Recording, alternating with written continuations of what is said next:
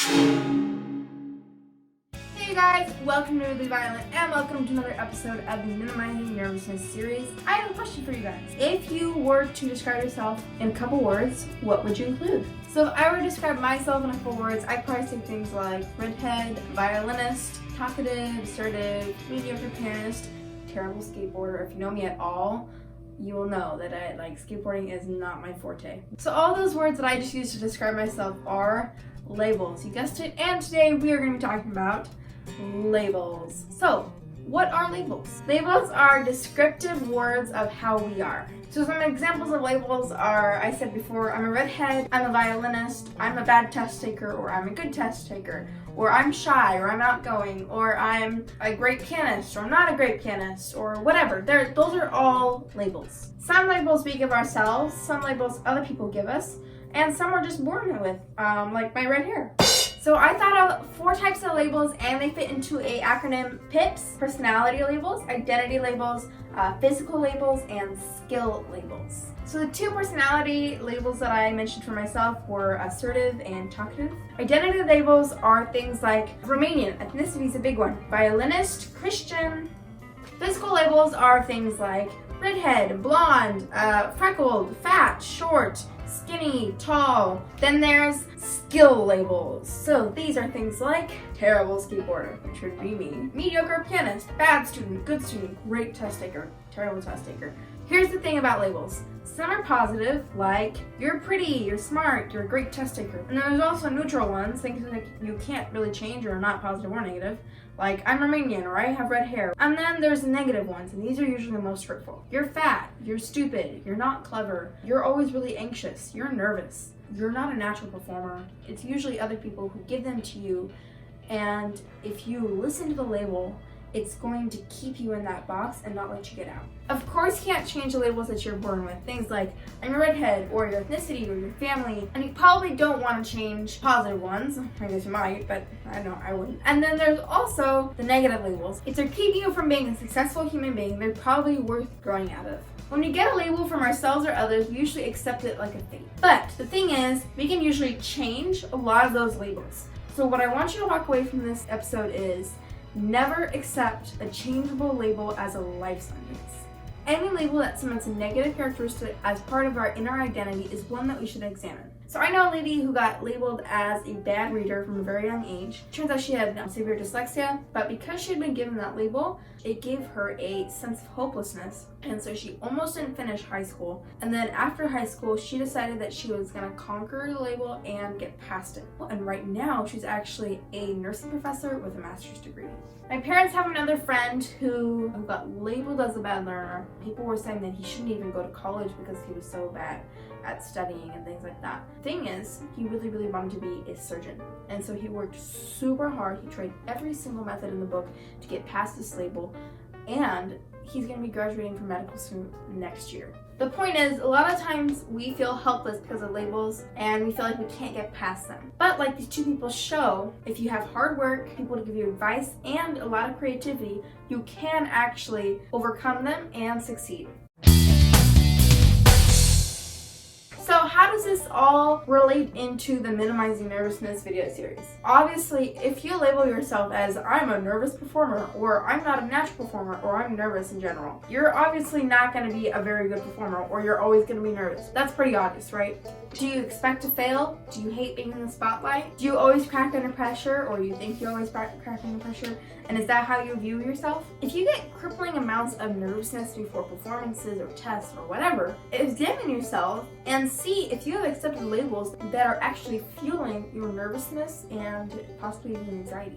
So you don't have to accept other people's opinions or your own past experiences as your permanent reality. It's not that labels are always false. Obviously, I'm a redhead. People label what they think they've observed about us. Behaviors, characteristics, attitudes. Labels often show the current reality. The label, I'm a bad performer, could be true for you today, but we have a choice whether it reflects our future reality or not. If you have accepted a label that is affecting your nervousness, it's time to make a growth plan. Write down your label. I'm nervous, I'm shy, I always have stage fright, I always lose it, things like that. And brainstorm 5 to 10 things you can do to change your label. What steps can you take to grow in the area so that you can move forward? So I created this sheet to help myself with overcoming labels. Basically at the top says overcoming labels, if you guys can see. I just write down the label, then write down under that all the different ways that I can overcome that label. And this is something that's been really helpful for myself. So personal experience, I used to not be a very good test taker. My mom one day she was like, hey, okay, so I graded your test. Your exam grades aren't very good. The first thing that I said when my mom told me that my exam grades weren't very good, well, I guess I'm just a bad test taker. Luckily, my mom is not one who accepts labels very readily. She was like, no, you're not a bad test taker. You just don't know how to take tests very well or study for them. Did some brainstorming to figure out what were the things that I was messing up on, concepts, dates, just things like that. With all that information that we had just gathered, we came up with a new study method. And my next round of tests that I did were much better. They were back in Happy Land. Turns out I'm a fine test taker. But what really needed work was my mindset and my studying habits. They just needed some old-fashioned work. If your performance is being hurt by a label, change the label, don't hide behind it. So if you're familiar with this book, it's Mindset by Carol Dweck. It's a phenomenal book and it talks all about fixed and growth mindsets. And she actually says in her book that labels are a symptom of having a fixed mindset, not being able to think of anybody else or think of yourself as being able to grow. You're born one way and you can't grow out of it. So it's obvious that negative labels are going to make you nervous. But did you know that positive labels can also make you nervous? I'm going to read just a little bit out of this book. Believing that your qualities are carved in stone, the fixed mindset, creates an urgency to prove yourself over and over. If you have only a certain amount of intelligence, a certain personality, and a certain moral character, well, then you'd better prove that you have a healthy dose of it. It simply wouldn't do to look or feel deficient in these most basic characteristics. If you've been labeled with a positive label, like you're a great performer, just like this book says, you're going to want to prove that over and over so that you don't jeopardize your reputation. You constantly are put under pressure like, So if we have a fixed mindset, we're going to view every performance as a time that we need to prove ourselves. In turn, that is going to actually make us more nervous. But if we have a growth mindset, that will actually help us so that we still feel a nervousness, like excited, but we're not going to feel like we're constantly having to prove ourselves. And if we don't, then we're going to then be labeled as a bad performer just because you had one bad mess up. With a growth mindset, performances are learning opportunities, not threats. Carol Dweck also says, you can see how the belief that cherished qualities can be developed creates a passion for learning. Why waste time proving it over and over how great you are when you could be getting better? Why hide deficiencies instead of overcoming them? Why look for friends or partners who will just shore up your self-esteem instead of ones who will also challenge you to grow?